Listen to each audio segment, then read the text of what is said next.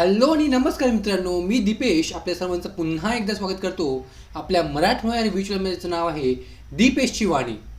मित्रांनो, आजच्या व्हिडिओमध्ये आपण डिस्कस करणार आहोत अशा एका बॉलिवूड मूवीचा ज्याचा सर्वजण खूप वाट पाहत होती.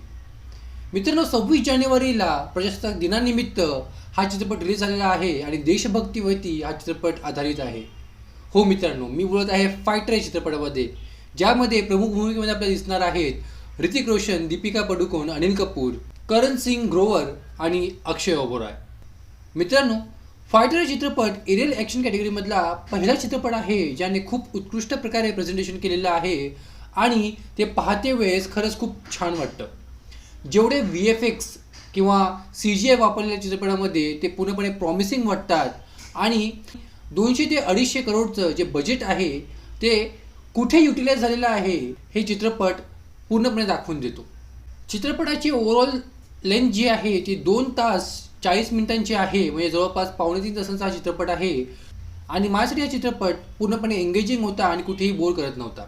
चित्रपटाच्या स्टोरीबद्दल सांगायचं झालं तर एका मिशनसाठी भारतभरातून टॉपचे एअर ऑफिसर्सना बोलवलं जातं आणि त्यांची एक टीम बनवली जाते आणि त्या टीमची ट्रेनिंग, त्याच्यानंतर बॉन्डिंग, त्यानंतर मिशन आणि मिशन एक्झिक्युशन नंतर जे आफ्टर इफेक्ट आहेत त्या टीमवरती झालेले, हे सर्व आपल्याला चित्रपटामध्ये पाहायला मिळतं आणि जे पाहते वेळेस खरंच खूप मजा येते. चित्रपटाच्या कास्टिंगबद्दल बोलायचं झालं तर सर्वच कास्टिंग खूप छान आहे, बट जी विलनची कास्टिंग केली गेली आहे ती कुठेतरी मला थोडीशी ओके वाटली.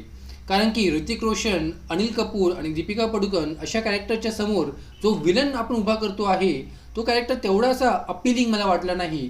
त्याच्यामुळे तो जो टेरर आहे, जो मूवी आपल्या देण्याचा प्रयत्न करत होती, तो टेरर माझ्यापर्यंत पोहोचू शकला नाही. त्याच्या व्यतिरिक्त शेवटची जी फाईट दाखवली आहे, ज्यामध्ये हँड टू हँड फाईट होते ऋतिक रोशनची आणि त्या विलनची, ती सुद्धा मला कुठेतरी थोडीशी ओके वाटली. अदरवाईज पूर्ण चित्रपट जो आहे तो खरंच उत्कृष्ट आहे.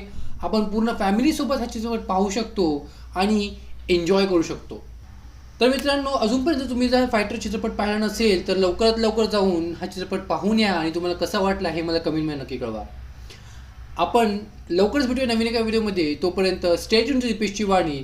लाईक, कमेंट आणि शेअर करायला विसरू नका आणि सबस्क्राईबसुद्धा करा दीपेशच्या वाणीला. थँक्यू.